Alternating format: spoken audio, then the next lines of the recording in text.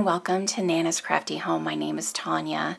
Today's tutorial is going to show you how to sew applique pieces and several tips and tricks on how you would sew applique pieces to multiple different projects.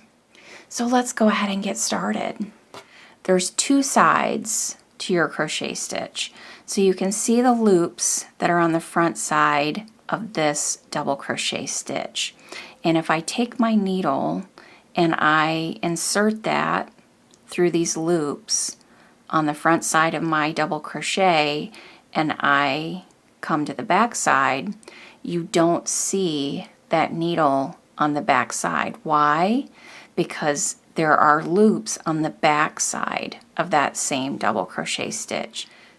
So by sewing through only the front side of your stitches, you won't be able to see the stitches on the back side after you've seamed those together.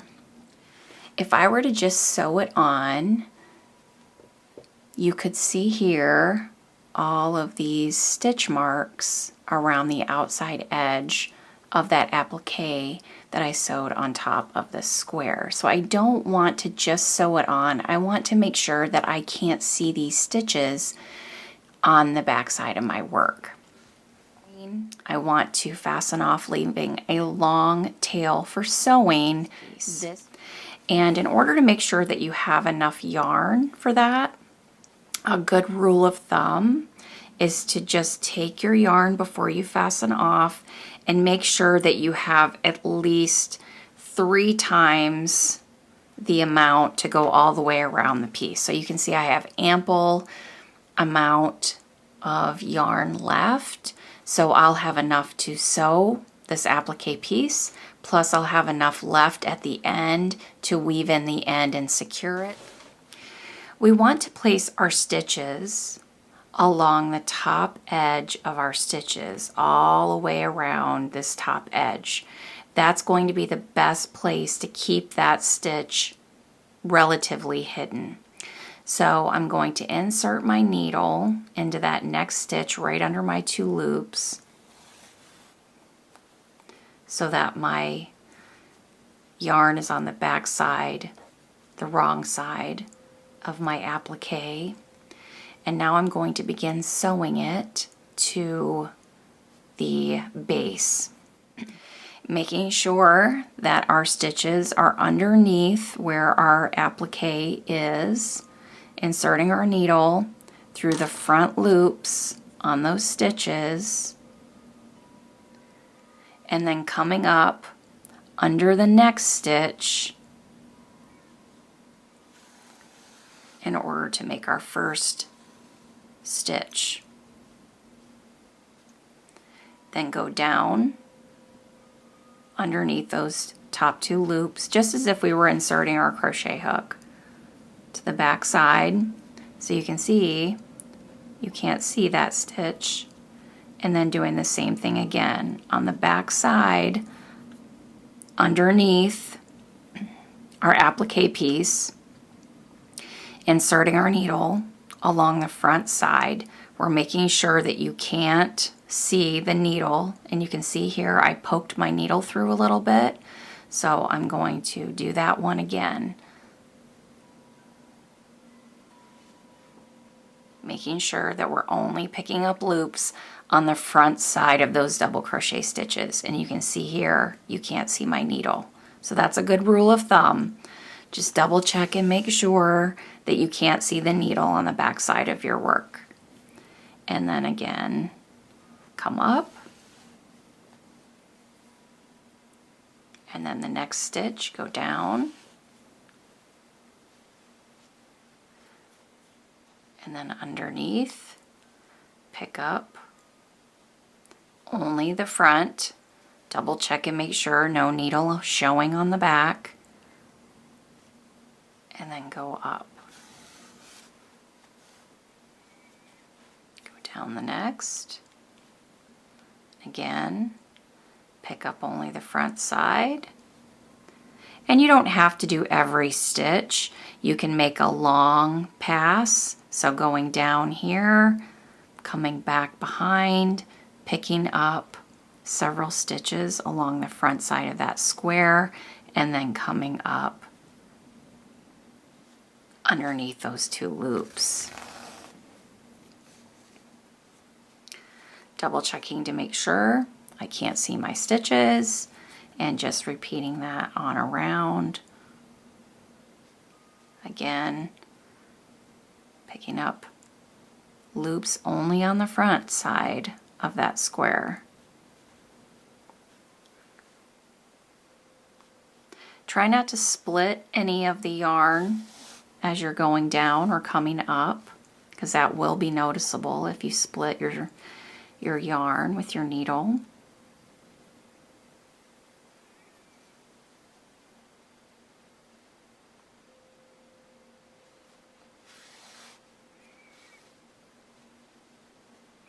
Don't pull too tightly.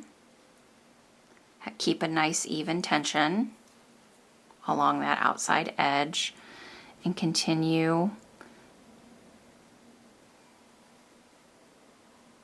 picking up loops on the front side.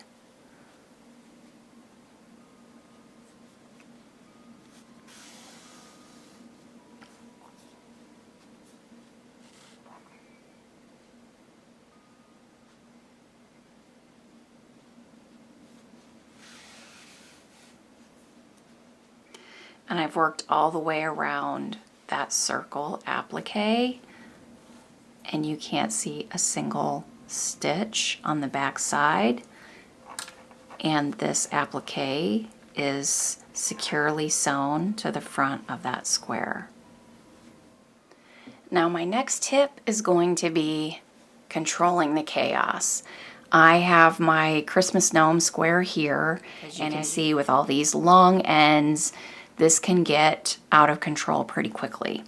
So I'm going to want to identify pieces that I can sew together as one piece, and then that one piece will get sewn to the square. In this example, I've got my tree here, and I have the tree star, and I could go ahead and sew that star to the top of my tree. I don't have to worry about what it looks like on the back side when I'm sewing the star to the tree, because the tree is then going to get sewn to the top of the blanket. So anything that's on the back of the tree, you're not going to be able to see.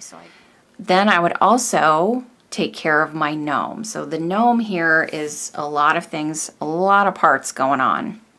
Also, before we do any of the sewing, I would recommend doing any embroidery that needs to be done. If you're working on a face, a smile, a nose, anything that you need to embroider, go ahead and do that before you sew all the pieces together. So I did a simple embroidery on this gnome's hat, and then it's ready.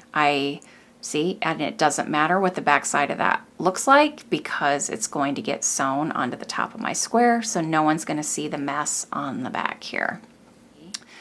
And just making sure that you kind of have an idea of where all the pieces are supposed to go. I would recommend even kind of laying it out so you get a good idea of what goes where.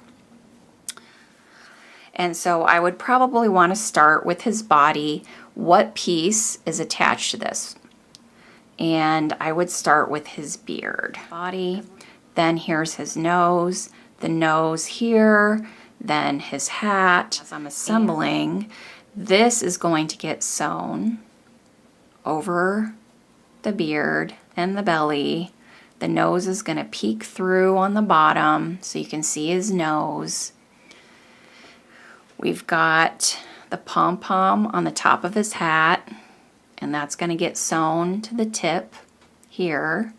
And then once that is done, you have his two little arms, and then once you've sewn everything together, you can then attach his arms underneath his hat to the sides of his belly. So I'm going to sew my gnome together. the star to the tree, and then I'm going to show you how to assemble all of that and get it sewn to the top of my square here. You can see things are a lot more manageable now for my square. I have attached all of my gnome pieces together, and you can see the back side here. I didn't worry about having exposed stitches on the back because he's going to get sewn to the top of my square. The best way to attach an applique to any project and to make sure that it stays where you want it to as you're sewing is to get some straight pins. Assemble your pieces the way that you think you're going to want them first, and then go ahead and take a picture of that so you can refer back to it as you're adding your pieces to your square or your project. And I'm going to take my straight pins and get my snow where I want it.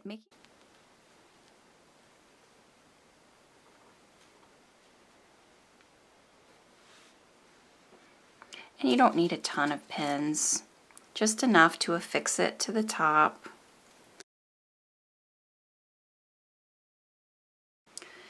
And I'm going to be using that same technique.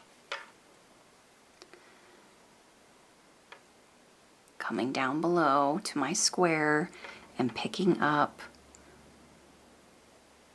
a couple of loops only on the front edge of that square.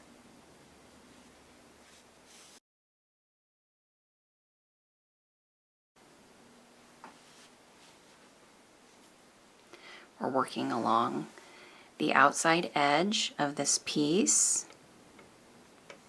And again, making sure that my stitches are underneath the top piece, coming down, grabbing a couple of loops, and then coming back up and periodically checking to make sure that you can't see that needle poking through the bottom.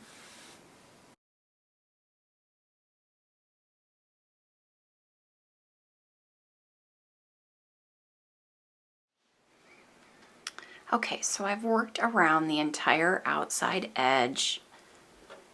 You can now remove any pins that you have left over in your fabric. Now usually what I will do at this point is just leave that long end just in case once I've attached something else and I didn't like the placement, I could go ahead and easily pull those stitches out, move my applique, and redo it. Then we're going to move on to the next piece, and you can do this every single time. Arrange everything on here. Just make sure that you're happy with where you have your placement, and then go ahead and pin those pieces on. So really that's how easy it is to sew on appliques, keeping your stitches invisible so that you can't see them on the back side. It gives a much more professional appearance to your finished projects. And so I'm going to keep working on these pieces and check back once we're done. So I'm so excited. I've got my Christmas gnome square put together, and you can see I've got a lot of fun elements, a lot of pieces attached to the square, and when I look on the back of my square, you don't see any unsightly stitches. So now the square is ready. I can make a blanket out of this, or I could add it to other squares to make a larger project. You can find the free pattern for this square on my website. I will have a link below in the description for you, and you can head on over there to get all of the instructions to make your own gnome Christmas square. I hope you've enjoyed this tutorial today. Thanks so much for being with me. As always, remember to subscribe to my YouTube channel so you never miss a new video. Thanks everyone. I'll see you soon. Take care. Bye-bye.